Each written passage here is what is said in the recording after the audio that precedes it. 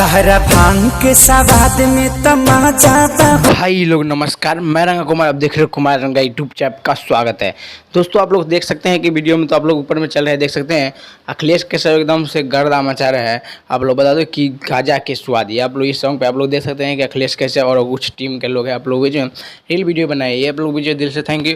और बात करेंगे दोस्तों आप लोग इस सॉन्ग तो आप लोग जो 2 नंबर से ट्रेंडिंग से नीचे हो ही नहीं रहा है, बस आप लोग ऐसे ही हमें सपोर्ट करिए, हमें नहीं आप लोग खेसारी दत्त को मतलब सपोर्ट करिए और एकदम से आगे बढ़ाइए सॉन्ग को। और हर एक सॉन्ग ट्रेंडिंग में रखिए। जैसे एक और सॉन्ग आया था आप लोग बीच में, वो भी ट्रेंडिंग में ही है और ये सॉन्ग तो 2 नंबर ट्रेंडिंग से हट ही नहीं रहा है, ये आप लोग को प्यार दिला रहा है इसीलिए। और बात करेंगे आप लोग बीच में देख सकते हैं वीडियो स्क्रीन पर चल रहे हैं।